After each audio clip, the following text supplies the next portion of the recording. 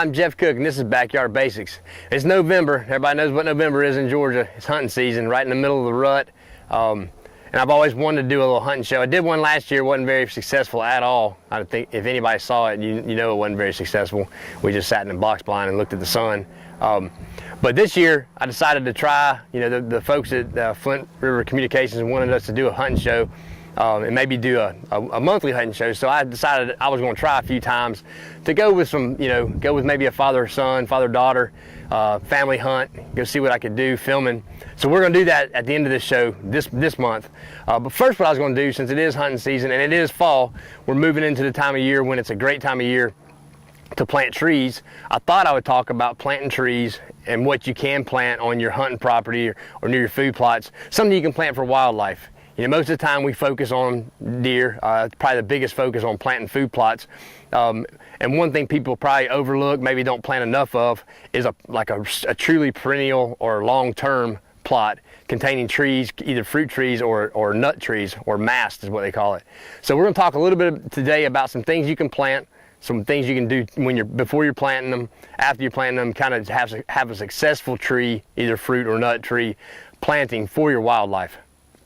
All right, so the first thing to consider, well, there's a couple first things to consider when you're talking about planting trees for a food plot or a feeding area or a hunting area. First off, think of about a big enough spot that you can actually have a few different types of trees, or let the tree, the trees are going to get large, so a little, tenth of an acre food plot that you might put in the middle of the woods may not be the best place for a tree, any kind of tree crop. Another thing is these smaller plots, might be shaded, might be too far away. So you think about that, but long term, this is going to be a long term planting. So once you put these trees in the ground, you cannot do anything to change the pH, the phosphorus levels, or anything like that. I've talked about it before with, say, like clover food plots. You have to get all of this ready and get it all right before you put the trees in the ground. So you need to go in and get a soil sample, and if you need to, add lime, raise the pH, and you need to do this in a large area. I don't care if you plant 20 trees or one tree. If you plant one tree, you need at least a 10 by 10 area that you adjust the pH of the soil. The phosphorus level probably needs to be adjusted too, so that's good for the life of that orchard or that planting. Phosphorus is something we cannot adjust once we plant a tree. So once you've got your soil prepared, what are the considerations then? First off, you don't want to plant anything that you're going to have to take care of. You don't want to plant anything that you're going to have to baby. You don't want to plant anything that you're going to have to spray for insects, spray for diseases, things like that. Fertilize a ton. So, think about that. Think about things that are somewhat native to Georgia or whatever part of the country you're in. And that's where I would start. The next thing you want to think about is, before you even think about planting trees, is protection. Most of these trees, especially fruit trees, are very aromatic when you break the bark, when you skin the bark, and it makes it really attractive to deer. They love to rub their antlers on it, they love to rub their heads on it, and they also love to eat them.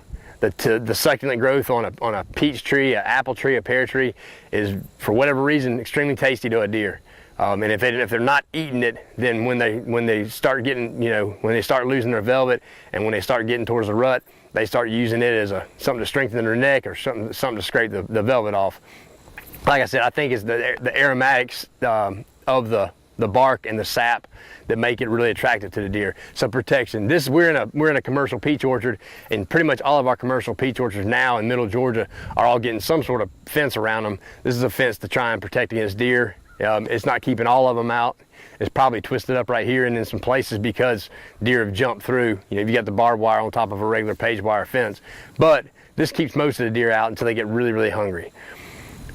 So once you've got your site picked out, then you've gone in there and you've prepared the soil like you need to. You got your phosphorus and your lime out to get your pH up.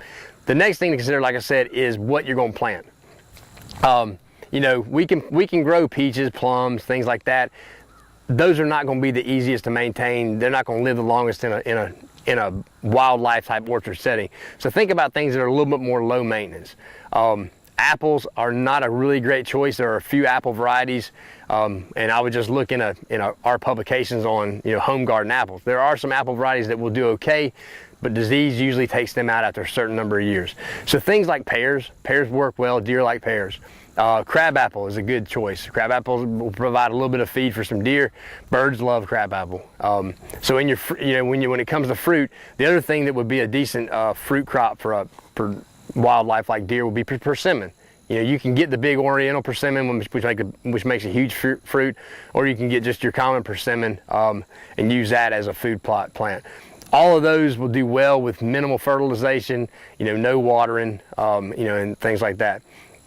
Other things you could put out, that you could do muscadines. You could plant muscadines and let them grow up your trees.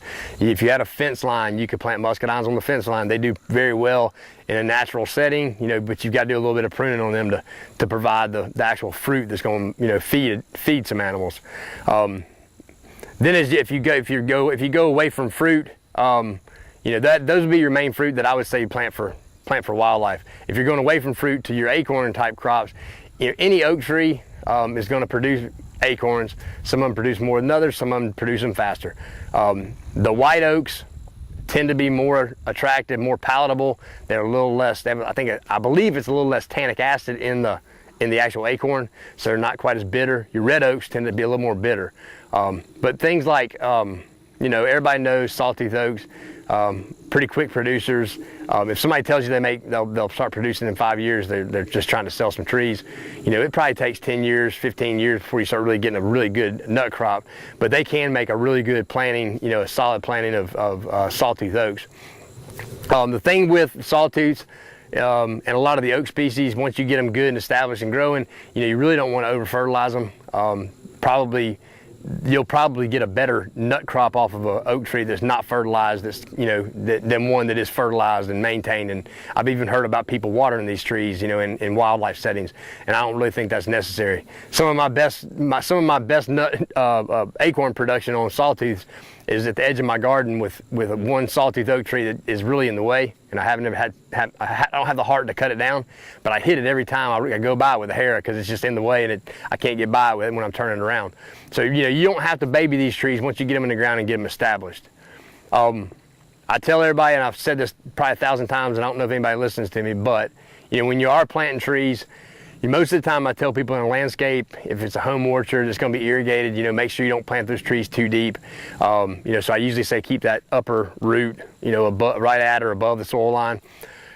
In this kind of situation where you're not going to be watering, you're not going to have the water to put to them, you can plant these things a little deeper. That will help guard against them drying out if we do get into a dry time. But like I said, if you plant them, not really now, if you plant them from say December on into the winter, we should have plenty of rain to get the roots, get the soil surrounding them, to settle, get those things established, get some root growth prior to next year when you get in your spring growth. The other thing you can do, you can think about at planting, if you've got these really growthy trees that you buy from somewhere that may not be the best quality, there might be an apple tree that's already got 25 limbs going straight up. If you got something like that, go ahead and cut it back to a whip, maybe 3-4 feet off the ground, and then let it just grow. Let it grow from there. Basically start a whole new structure. Sometimes when you get these really tall growthy trees, what you end up with is a 1-year-old tree in your orchard that's got 3 or 4 apples on it or pears on it or whatever, and it actually really takes away from the growth of that tree. You really want a tree just the first year or first 3 years just to grow, not produce any fruit. Other than that, though, growing fruit trees or growing acorn nut type trees, even pecan trees or something like that for wildlife is a fairly easy, straightforward thing. I would just always look for a variety or a species that is going to be resistant to disease, possibly resistant to insects, and adapted to whatever area of the state, whatever area of the country you're planning on planting them. Don't go for something that's in a hunting magazine that just because of what they say. Make sure it's something that's adapted to South Georgia, Middle Georgia, wherever, before you spend the money to put it in the ground.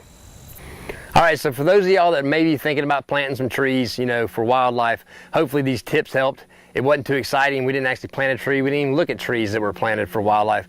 But there's a lot of things, a lot of species, a lot of varieties that you can plant for wildlife, and they can be very successful plots to hunt over, to attract wildlife, and just to supply nutrients and feed to your hunting area in a different way than a normal food plot or even the native forage and the native mass that would be out there in the woods. We're going to shift gears now, and we're actually going to go, like I said, to my first filmed hunt. I took Court and went with Court and Lawton Pearson down in Macon County this past Sunday. That was October 29th, I believe, which was the day after Georgia beat Florida really badly. And it was extremely, extremely cold and windy. We had a good hunt. You know, we saw a lot of deer, but we'll let the video roll, and hope y'all enjoy it. My name is Court, and we're at Malachi 2. Which is in what county? Peach County. What? Macon County. Just south of Peach County. And we're gonna go on a deer hunt here. It's October 29th, right? Think so. One day after Georgia's impressive victory over the Florida Gators, right? You a Georgia fan? I'm a huge Georgia fan. Good. That's good. Let's make this even a better hunt. So we're going out here on family property.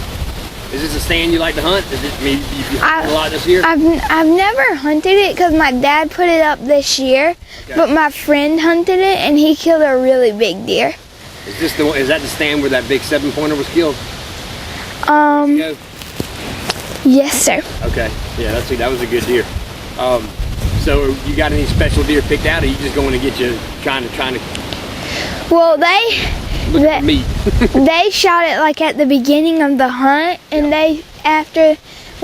so they waited on us because we were also hunting. And after that, they saw like a really big deer come out, and I really want to shoot that one. So they saw another big deer after killing the big deer. Mm-hmm. So there is another big deer out here, at least one more, right? And you killed plenty of deer in your history of hunting, right? Yes, sir. How long have you been hunting? Since I was like, since I was like 4 or 5. 4 or 5. How old are you now?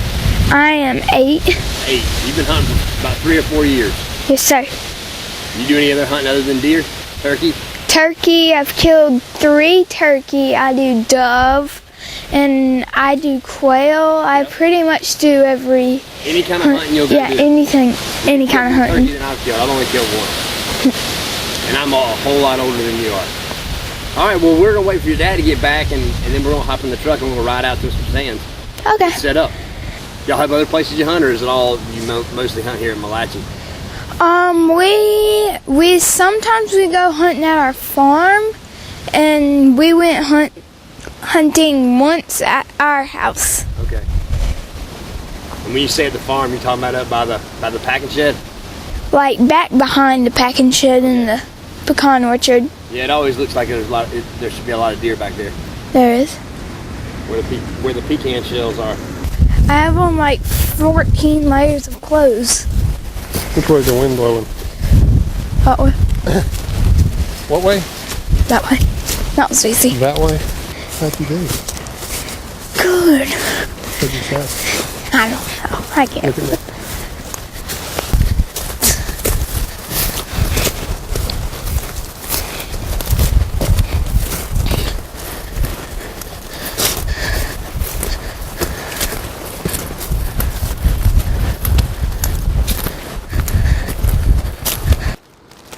I can't smell anything. Oh.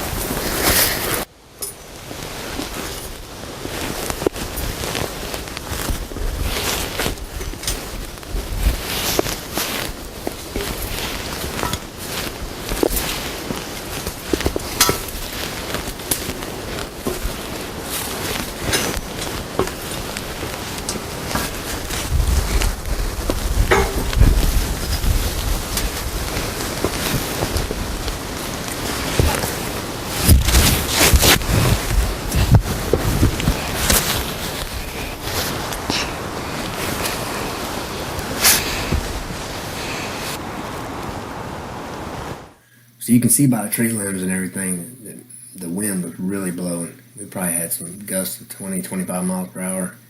It was cold. I'd driven all the way down here from Barnesville trying to film the first hunt. I was thinking, man, this might have been a long drive for nothing. Tree was swaying back and forth, and it's obvious I can't hold the camera very still.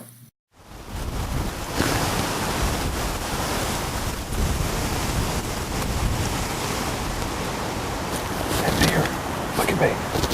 That deer comes out of here. You gotta be watching. I can't see right there very well. Because these trees, you can see better than I can. They come out and he's like trotting that way. You don't have a whole lot of time before he gets where you can't see him. So you're gonna have to shoot in a hurry. Why can't we just say meh? We can try. I guess it's also painfully obvious that I am not very good at focusing the camera on a subject. I guess I'm the kind of guy that takes pictures of people and cuts all their heads off. Need some practice. We gotta make him run real quick.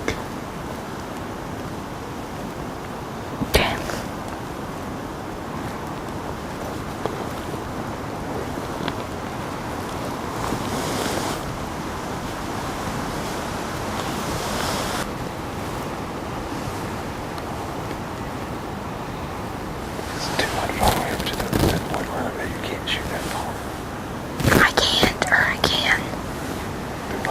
I can, or I can. What about just a corn where Crazy Horn was? Where Crazy Horn was? No, you're fine there. I'm driving all the way over to them.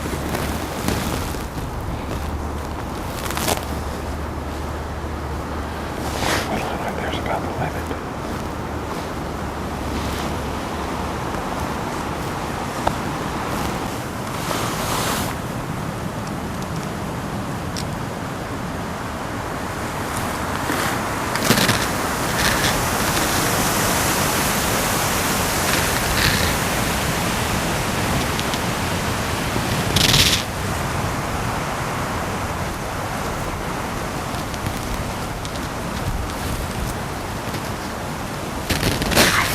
We're surrounded.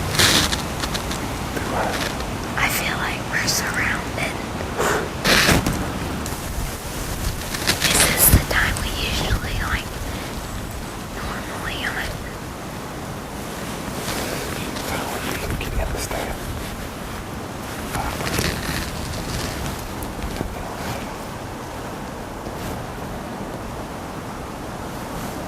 Before we see deer. No, till it gets dark. Do you think we're gonna see a deer?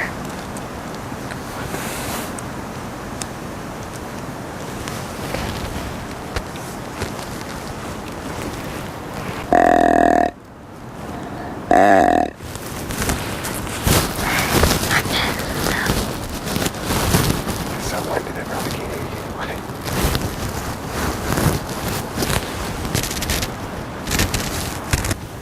Are we gonna do this again if we don't see anything?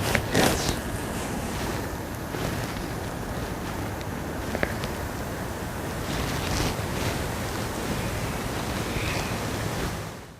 For those of y'all that are wondering, that object out there in that field is a big old circular hog trap.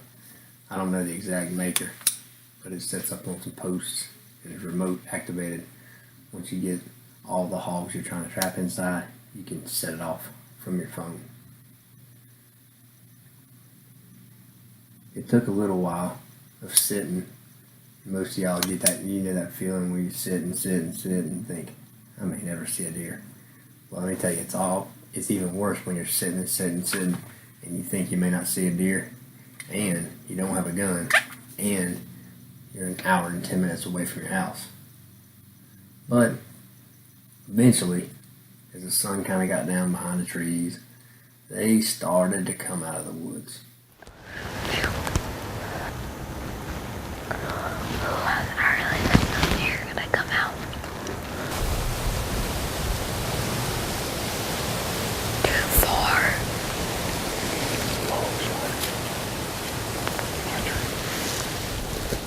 Okay. You think you could hit that deer? Not if you don't tell me I'm good. Not if what? Not if you don't tell me. If you say I can't, I can't.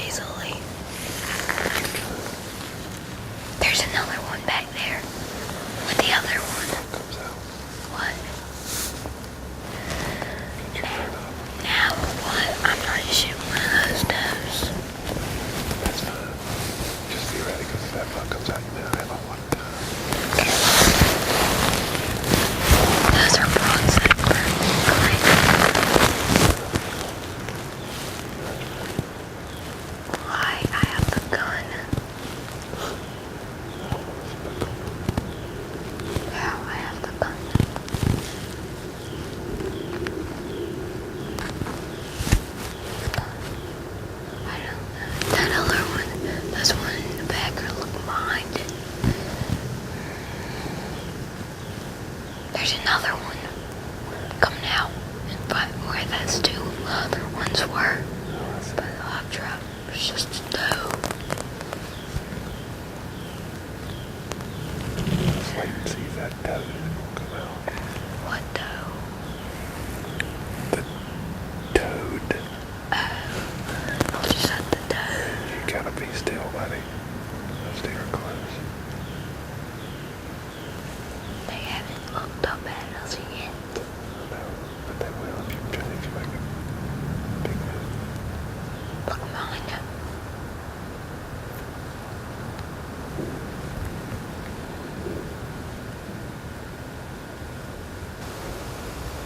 I can barely hold the gun. Those does up close are looking that way, and those does are looking that way. This one's coming down the road. Which one? One's coming down the road. Yeah. New one.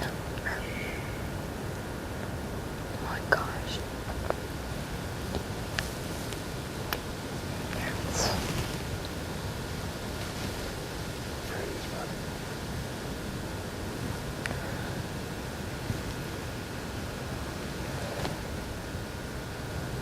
I don't want to shoot no deer. I don't want to shoot a doe in the booty. You don't want to shoot any deer in the booty. Especially a big old toad. There's 5 out here. There's 6. 6.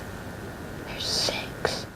Well, the deer were steady feeding in an old mowed down cornfield, maybe snacking on a little bit of 4S straw, and obviously not wanting to share whatever they had found right there in the corner. We sat there for a good 15 minutes watching does come into that little corner and being run off by a little more aggressive doe. At one point, she even smacked her yearling in the head, I think, tried to get it to run away. Let's see if that's a buck buck. I don't think it is.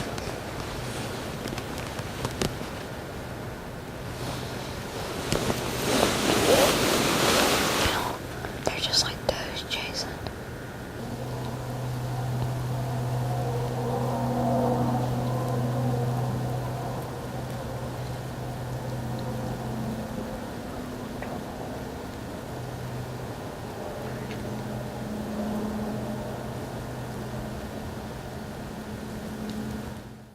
Now, to get a good shot of Court and Lawton in the stand, I had to concentrate next to him, but I couldn't get it too high, so I felt like I was only about 12 feet off the ground. So when these deer came in the woods running around us, I thought for sure we were going to be busted, or I'm going to be busted. And once again, I proved that I have a lot of trouble focusing on a subject.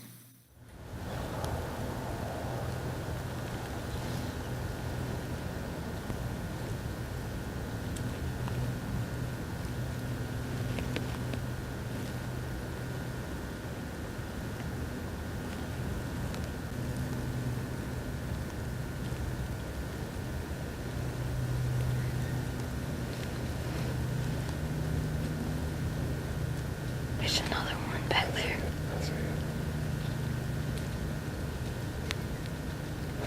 I can't believe we survived that. Something's They don't like that deer. Sun's snore would be too loud. So, which deer do you not like? They don't like it. They keep running off.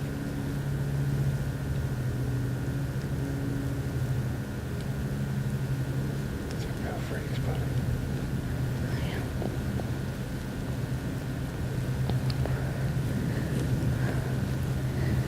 Please help us, Sonic.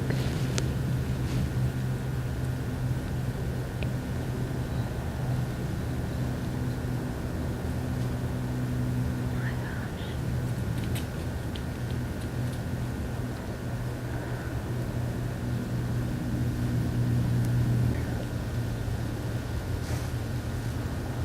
There's a buck. You see it? Yeah, I see it. I see it. I see that too.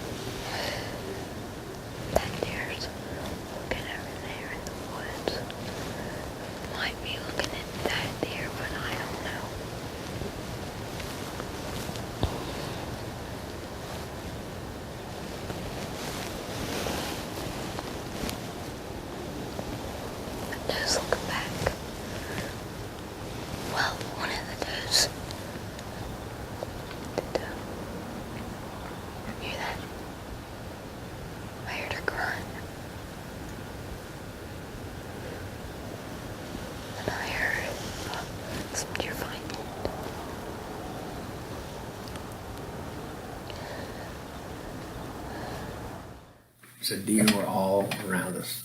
There were deer in front of us running around in the food plot. There were deer behind me that I couldn't see because I couldn't turn that far. And right about here is where I really screwed up. Deer were pretty close. I was trying to stay real still with my arm holding the camera above my head. My fingers went to sleep. So I wiggled my fingers. And right about when I wiggled my fingers, I heard a twig break behind Lawton quarter stand.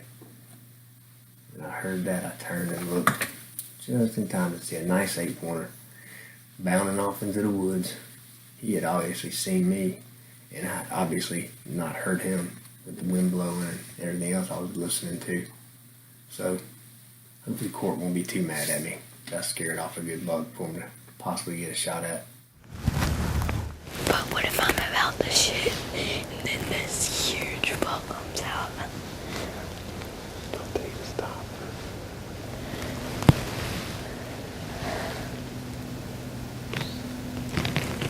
Another day. Come down there. Right there, right over there. And another one.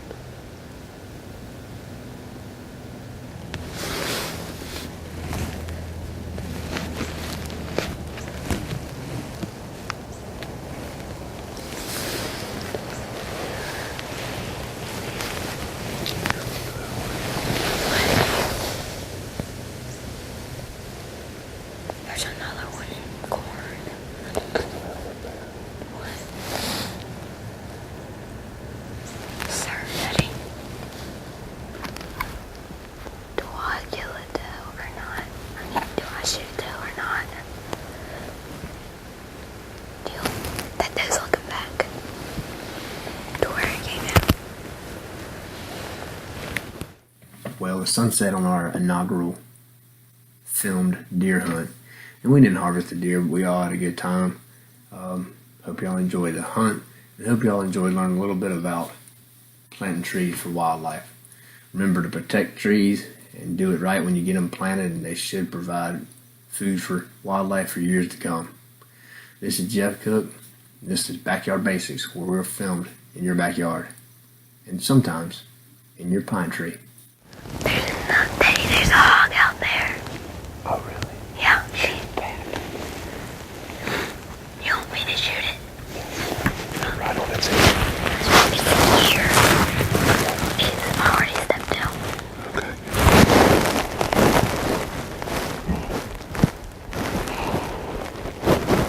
There it is.